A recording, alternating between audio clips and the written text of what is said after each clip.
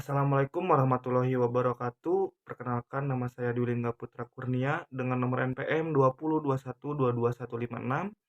Di sini saya selaku moderator dari kelompok 4 pengelolaan pendidikan yang akan menyampaikan materi tentang hubungan antara sekolah dan masyarakat. Baik, untuk memanfaatkan waktu, saya persilakan untuk pemateri pertama.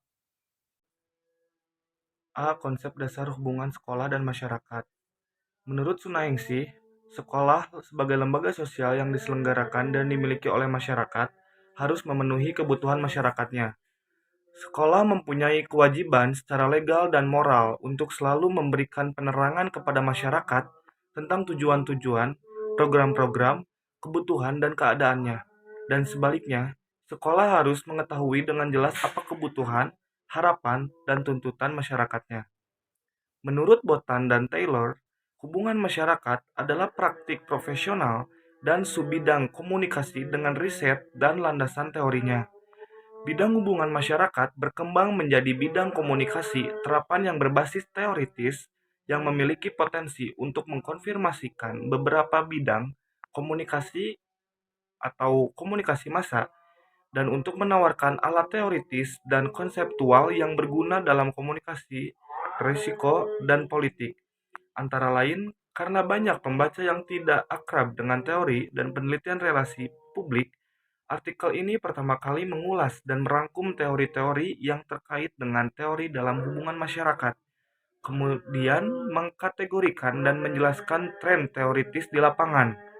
Menurut Rahmat, hubungan sekolah dengan masyarakat merupakan jalinan interaksi yang diupayakan oleh sekolah agar dapat diterima di tengah-tengah masyarakat untuk mendapatkan aspirasi dan simpati dari masyarakat, serta mengupayakan terjadinya kerjasama yang baik antar sekolah dengan masyarakat untuk kebaikan bersama.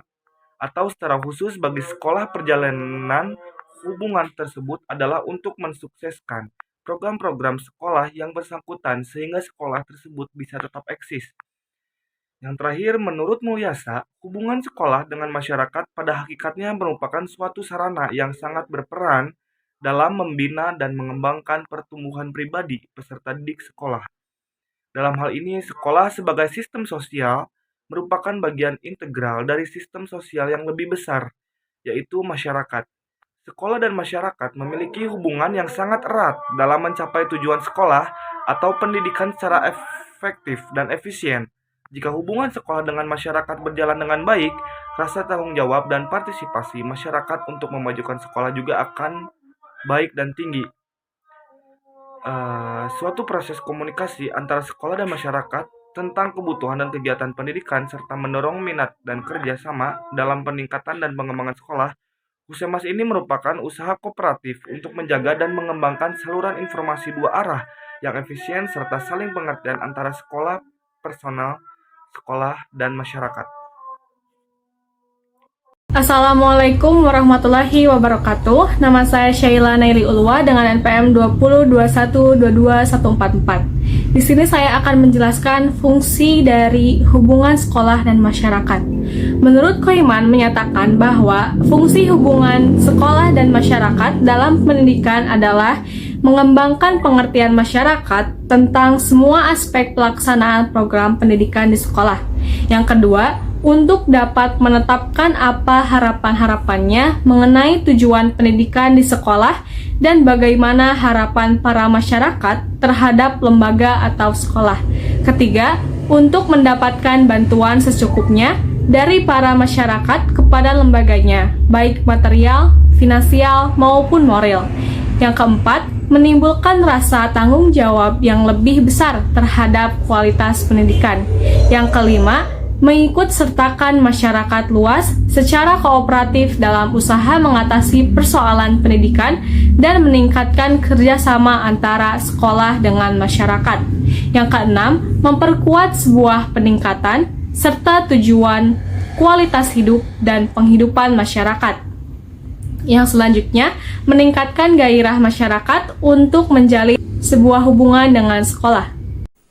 Assalamualaikum warahmatullahi wabarakatuh. Saya Ristia Ignawanti, NPM 202122150. Di sini saya akan memaparkan tentang tujuan hubungan sekolah dengan masyarakat. Tujuan utama program Humas dalam suatu lembaga pendidikan adalah untuk membangun dan memelihara kerjasama yang positif antara lembaga pendidikan dengan masyarakat yang terkait. Pelaksanaan program Humas diarahkan untuk membangun kegiatan Humas secara internal dan secara eksternal. Dengan demikian, tujuan dari program Humas juga dapat dilihat baik secara internal maupun eksternal. Menurut Nur Hasanah, tujuan bidang Humas dilihat dari kepentingan kedua belah pihak, yaitu lembaga pendidikan dan masyarakat. Bahwa dilihat dari kepentingan lembaga pendidikan, tujuan bidang Humas yaitu yang pertama memelihara kelangsungan hidup lembaga pendidikan atau meningkatkan mutu di lembaga pendidikan. Yang kedua, memperlancar proses belajar mengajar. Yang ketiga, memperoleh dukungan dan bantuan dari masyarakat dalam mengembangkan dan pelaksanaan program pendidikan. Sedangkan dari kepentingan masyarakat, tujuannya yaitu yang pertama, memajukan dan meningkatkan kesejahteraan masyarakat, terutama dalam moral dan spiritual. Yang kedua, memperoleh bantuan lembaga pendidikan untuk memecahkan berbagai masalah yang dihadapi masyarakat. Yang ketiga, menjamin relevansi program lembaga pendidikan dengan kebutuhan masyarakat. Dan yang keempat, memperoleh anggota masyarakat yang meningkat kemampuannya. Menurut Harini, tahun 2014, hubungan masyarakat pada dasarnya bertujuan menciptakan dan mengembangkan persepsi citra positif sekolah di masyarakat. Di dalam bukunya, Harini mengutip dari Abdurrahman Suryo Subroto tahun 2012 page 13 bahwa hubungan masyarakat adalah kegiatan untuk menanamkan dan memperoleh pengertian, dukungan, kepercayaan, serta penghargaan pada dan dari publik suatu badan pada khususnya dan masyarakat pada umumnya. Pentingnya pendidikan menjadikan kerjasama sekolah dengan masyarakat sebagai kebutuhan dasar. Kerjasama tersebut dimaksudkan demi kelancaran pendidikan di sekolah pada umumnya dan untuk meningkatkan prestasi belajar siswa pada khususnya. Assalamualaikum warahmatullahi wabarakatuh. Selamat siang teman-teman. Perkenalkan, nama saya Nahal Hadid. NPM saya 2021222158. Di sini saya akan mencoba menjelaskan mengenai prinsip-prinsip hubungan sekolah dan masyarakat. Mari kita mulai. Nah, prinsip yang pertama adalah integrity atau integritas, yang mengandung makna bahwa semua kegiatan hubungan sekolah dan masyarakat harus terpadu dalam arti apa yang dijelaskan, disampaikan, dan disuguhkan kepada masyarakat haruslah berupa informasi yang terpadu antara informasi kegiatan akademik maupun kegiatan non-akademik. Hindarkan sejauh mungkin upaya menyembunyikan kegiatan yang telah, sedang, dan akan dijalankan oleh sekolah untuk menghindari salah persepsi serta kecurigaan terhadap sekolah. Nah, prinsip yang kedua adalah prinsip continuity. Prinsip ini berarti bahwa pelaksanaan hubungan sekolah dengan masyarakat harus dilakukan secara terus-menerus. Jadi pelaksanaan hubungan sekolah dengan masyarakat jangan hanya dilakukan secara insidental atau sewaktu-waktu, misalnya hanya satu kali dalam 1 tahun atau sekali dalam 1 semester, atau hanya dilakukan oleh sekolah pada saat akan meminta bantuan keuangan kepada masyarakat. Nah, hal ini yang bisa menyebabkan masyarakat selalu beranggapan bahwa apabila ada panggilan sekolah untuk datang, selalu ditajikan dengan minta bantuan uang. Lalu yang ketiga adalah simplicity. Prinsip ini menghendaki agar dalam proses hubungan sekolah dengan masyarakat yang dilakukan, baik komunikasi personal maupun komunikasi kelompok pihak pemberi informasi dapat menyederhanakan berbagai informasi yang disajikan. Dan informasi yang disajikan kepada masyarakat ini harus melalui pertemuan langsung ataupun melalui media, hendaknya disajikan dalam bentuk sederhana sesuai dengan kondisi dan karakteristik pendengar. Lalu ada prinsip coverage. Prinsip ini di mana kegiatan pemberian informasi hendaknya menyeluruh dan mencakup semua aspek, faktor, dan substansi yang perlu disampaikan. Misalnya program ekskul, kegiatan kurikuler, remedial teaching, dan lain-lain. Dan prinsip ini juga mengandung makna bahwa segala informasi hendaknya lengkap, akurat, dan up to date. Lalu ada constructiveness, di mana program hubungan sekolah dan masyarakat hendaknya konstruktif, dalam arti sekolah memberikan informasi yang konstruktif kepada masyarakat. Dengan demikian, masyarakat akan memberikan respon hal-hal positif tentang sekolah serta mengerti dan memahami secara detail mengenai masalah atau problem yang sedang dihadapi sekolah. Lalu ada prinsip adaptability, di mana program hubungan sekolah dengan masyarakat hendaknya disesuaikan dengan keadaan di dalam lingkungan masyarakat tersebut. Dan penyesuaian dalam hal ini termasuk penyesuaian terhadap aktivitas, kebiasaan, budaya, dan bahan informasi yang ada serta yang berlaku di masyarakat. Dan bahkan pelaksanaan kegiatan hubungan dengan masyarakat pun harus disesuaikan dengan kondisi masyarakat. Nah, mungkin hanya seperti itu yang bisa saya sampaikan. Terima kasih. Saya Nisa Solihah, NPM 202122135. Saya akan membawakan materi tentang teknik-teknik hubungan sekolah dan masyarakat. Menurut Kompri tahun 2017, kenyataan membuktikan hubungan sekolah dengan masyarakat tidak selalu berjalan dengan baik. Berbagai kendala yang sering ditemukan antara lain komunikasi yang terhambat dan tidak profesional, tidak lanjut program yang tidak lancar, dan pengawasan yang tidak terstruktur. Ada beberapa teknik di antaranya.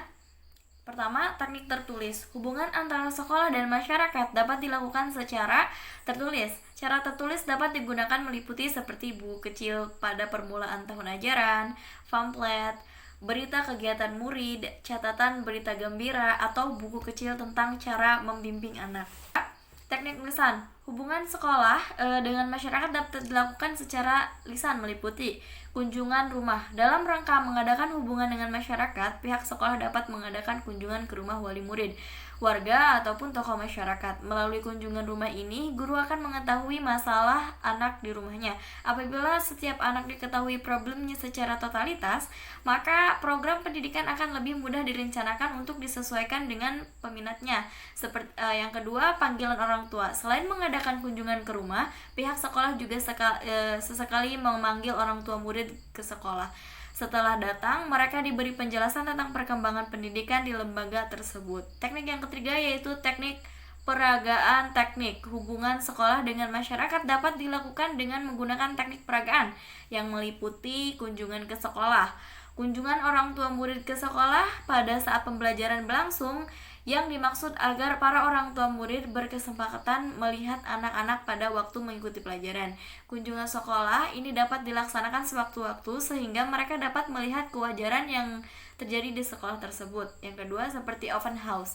Open house merupakan suatu metode mempersilahkan masyarakat yang berminat untuk meninjau sekolah serta mengobservasi kegiatan dan hasil kerja murid dan guru yang diadakan pada waktu yang telah terjadwal. Pada saat itulah masyarakat dapat melihat secara langsung proses pembelajaran yang berlangsung di sekolah itu. Dari gambaran ini, masyarakat dapat memberikan penilaian atas pelaksanaan pendidikan di sekolah tersebut. Teknik yang keempat yaitu teknik elektronik. Teknik hubungan sekolah dengan masyarakat dapat dilakukan menggunakan media elektronik yang meliputi seperti melalui radio dan televisi atau laporan tahunan. Menurut AFNI tahun 2015, untuk mensukseskan program HUS semasa sekolah dan bermani ulu, ada beberapa teknik yang dilakukan. Teknik yang dipilih yang dianggap efektif dan efisien disesuaikan dengan kondisi masyarakat sekitar dan keuangan sekolah, antara lain seperti A. Teknik pertemuan tatap muka kelompok atau teknik pertemuan tatap muka individu, dan teknik publikasi sekolah. Terima kasih. Assalamualaikum warahmatullahi wabarakatuh. Hai semuanya, perkenalkan nama saya Delia Octaviani, NPM saya 18212246, dan di sini saya sebagai anggota kelompok 4.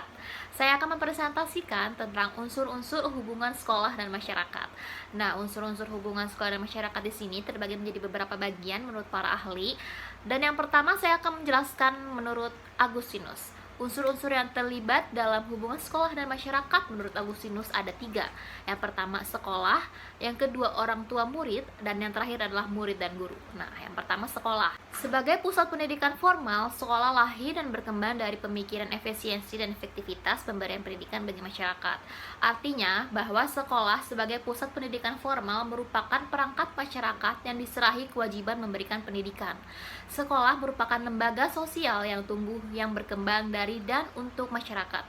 Karena itu, segala bentuk dan tujuan sekolah harus diarahkan kepada pembentukan corak pribadi dan kemampuan warga masyarakat sesuai target atau sasaran pendidikan dalam masyarakat yang bersangkutan. Nah, selanjutnya ada orang tua murid. Hubungan sekolah dengan orang tua murid hendaknya dibawa ke hubungan yang konstruksif, dengan program di sekolah. Karena itu, hubungan antara keduanya hendaknya dibimbing ke arah positif, dan itu adalah tugas kepala sekolah. Dan yang terakhir, unsur hubungan sekolah dan masyarakat menurut Agustinus adalah murid dan guru. Murid merupakan unsur sekolah yang sangat penting. Begitupun juga dengan guru. Tanpa murid, sekolah tidak akan ada. Murid berasal dari lingkungan masyarakat, yaitu keluarga yang memperoleh ilmu pengetahuan dan pendidikan dari persekolahan melalui perantara seorang guru. Nah, itu tadi unsur-unsur hubungan sekolah dan masyarakat menurut Agustinus, dan selanjutnya ada unsur-unsur hubungan sekolah dan masyarakat menurut Sunayengsi. Nah, beberapa pihak yang turut andil dalam unsur hubungan sekolah dan masyarakat menurut Sunayengsi ada 3.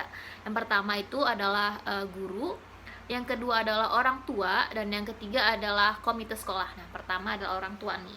Peranan orang tua dalam pelaksanaan hubungan sekolah dengan masyarakat antara lain yang pertama, mendukung pelaksanaan belajar mengajar di sekolah. Yang kedua, berpartisipasi aktif dalam mensosialisasikan kegiatan sekolah di beberapa komunitas. Yang ketiga, bersedia menjadi narasumber sesuai keahlian dan profesi yang dimiliki. Dan yang keempat, menginformasikan nilai-nilai positif dari pelaksanaan kegiatan di sekolah kepada masyarakat secara luas. Yang kelima, bekerja sama dengan anggota komite sekolah atau pihak lain dalam pengadaan sumber belajar. Yang keenam, aktif bekerja sama dengan guru dalam proses pembelajaran untuk anak yang berkebutuhan khusus. Dan yang terakhir adalah aktif dalam memberikan ide atau gagasan dalam rangka peningkatan kualitas pembelajaran. Nah, yang kedua ada guru. Peranan guru dalam hubungan sekolah dengan masyarakat antara lain yang pertama, berkomunikasi secara berkala dengan keluarga, yaitu orang tua atau wali, tentang kemajuan anak mereka dalam belajar dan berprestasi. Yang kedua ada bekerja sama dengan masyarakat untuk menjaring anak yang tidak bersekolah, mengajak dan memaukannya ke sekolah agar mereka mau sekolah. Dan yang ketiga ini ada menjelaskan manfaat dan tujuan sekolah kepada orang tua peserta didik. Nah, yang keempat ada mempersiapkan anak agar berani berinteraksi dengan masyarakat sebagai bagian dari kurikulum, seperti mengunjungi museum, memperingati hari-hari besar keagamaan dan nasional. Dan yang kelima ada mengajak orang tua dan anggota masyarakat terlibat ke dalam kelas. Nah, yang terakhir dari Sunayengsi adalah komite sekolah. Komite sekolah merupakan nama baru pengganti Badan Penyelenggara Pendidikan atau BP3. Komite sekolah adalah badan mandiri yang mewadahi peran serta masyarakat dalam rangka meningkatkan mutu, pemerataan, dan efisiensi pengelolaan pendidikan di satuan pendidikan, baik pada pendidikan prasekolah, jalur pendidikan sekolah, maupun jalur pendidikan di luar sekolah. Nah, secara kontekstual, peran komite sekolah itu sebagai yang pertama pemberian pertimbangan atau advisory agency dalam penentuan dan pelaksanaan kebijakan pendidikan di satuan pendidikan. Yang kedua ada pendukung atau supporting agency, itu adalah baik yang berwujud finansial atau keuangan, pemikiran, maupun tenaga dalam penyelenggaraan pendidikan di satuan pendidikan. Dan yang ketiga adalah pengontrol atau controlling agency, itu dalam rangka transparansi dan akuntabilitas penyelenggara dan keluaran pendidikan di satuan pendidikan. Dan yang terakhir adalah sebagai mediator atau pemerintah atau eksekutif dengan masyarakat di satuan pendidikan. Nah, itu dia unsur-unsur hubungan sekolah dengan masyarakat menurut Sunayengsi. Dan menurut para ahli yang lainnya akan dilanjutkan oleh Salma. Nah, sekian dari saya, mohon maaf bila ada kurang penjelasan. Wassalamualaikum warahmatullahi wabarakatuh. Menurut Rosmala, peranan kepala sekolah, komite sekolah, guru, dan masyarakat adalah yang pertama, peranan kepala sekolah. Kepala sekolah merupakan figur kunci dalam mendorong perkembangan dan kemajuan sekolah. Dalam konteks manajemen berbasis sekolah, kepala sekolah tidak hanya meningkatkan tanggung jawab dan otoritasnya dalam program-program sekolah, tetapi juga memiliki tanggung jawab untuk meningkatkan akuntabilitas keberhasilan siswa dan programnya. Kemudian yang kedua, peran komite sekolah. Pembentukan komite sekolah sebagai badan mandiri yang memiliki kewajiban membantu sekolah, terutama dalam hal pembiayaan. Pada hakikatnya telah mengurangi beban kepala sekolah dalam memenuhi kebutuhannya. Eksistensi komite sekolah bukan hanya sebagai pelengkap organisasi sekolah. Kemudian dan yang ketiga, Peran guru sebagai pengajar, merencanakan dan melaksanakan kegiatan pembelajaran, menilai proses dan hasil pembelajaran, meningkatkan penilaian bagi peningkatan layanan pembelajaran, memberikan umpan balik secara tepat, teratur, dan terus-menerus kepada peserta didik, kemudian memberikan bimbingan kepada peserta didik yang mengalami kesulitan belajar, kemudian menciptakan lingkungan belajar yang menyenangkan, kemudian mengembangkan dan memanfaatkan alat bantu dan juga media pengajaran. Kemudian yang keempat adalah peran orang tua dan masyarakat. Orang tua dan masyarakat diharapkan berpartisipasi dalam menentukan dan membuat program sekolah. Orang tua berperan sebagai partner yang harus berusaha mendidik anak secara kooperatif dan berusaha membantu perkembangan yang sehat terhadap sekolah. Sedangkan sebagai pendukung, orang tua melindungi dan memberi dukungan berupa sumber daya dan informasi kepada sekolah pada saat mengalami kesulitan. Kemudian, menurut Sri Sundari dan Solihin, jenis-jenis hubungan sekolah dan masyarakat. Apabila sekolah dipandang sebagai suatu organisasi sosial, maka organisasi tersebut mempunyai lingkungan di mana ia memperoleh pengaruh dan membutuhkan hubungan, seperti hubungan masyarakat internal. Hubungan masyarakat internal adalah hubungan masyarakat yang dijalin oleh unsur-unsur yang ada di dalam sekolah. Kemudian ada hubungan masyarakat eksternal, itu adalah hubungan masyarakat yang dijalin oleh antara sekolah, lembaga negeri, lembaga swasta, dan perseorangan di luar organisasi sekolah. Kemudian menurut Kompri, jenis hubungan sekolah dan masyarakat itu dapat digolongkan menjadi 3. Yang pertama, hubungan edukatif. Hubungan edukatif adalah hubungan kerjasama dalam mendidik murid antara guru di sekolah dan orang tua di dalam keluarga. Adanya hubungan ini dimaksudkan agar tidak terjadi perbedaan prinsip atau bahkan pertentangan yang dapat mengakibatkan keraguan pada pendirian dan sikap diri anak. Kemudian yang kedua, hubungan kultural, yaitu usaha kerjasama antara sekolah dan masyarakat yang memungkinkan adanya saling membina dan mengembangkan kebudayaan masyarakat tempat sekolah itu berada. Untuk itu diperlukan hubungan kerjasama antara kehidupan di sekolah dan kehidupan di masyarakat. Kegiatan kurikulum sekolah dapat disesuaikan dengan kebutuhan dan tuntutan perkembangan masyarakat. Demikian pula dengan pemilihan badan pembelajaran dan metode-metode pengajarannya. Kemudian yang ketiga, hubungan institusional, yaitu hubungan kerjasama antara sekolah dengan lembaga-lembaga atau instansi resmi lain, baik swasta maupun pemerintah, seperti hubungan kerjasama antara sekolah satu dengan sekolah lainnya, kepala pemerintah setempat ataupun perusahaan-perusahaan negara yang berkaitan dengan perbaikan dan perkembangan pendidikan pada umumnya. Sekian yang dapat saya sampaikan. Kembalikan lagi ke moderator. Terima kasih. Sekian materi yang dapat kami sampaikan. Mohon maaf bila ada kekurangan. Wassalamualaikum warahmatullahi wabarakatuh.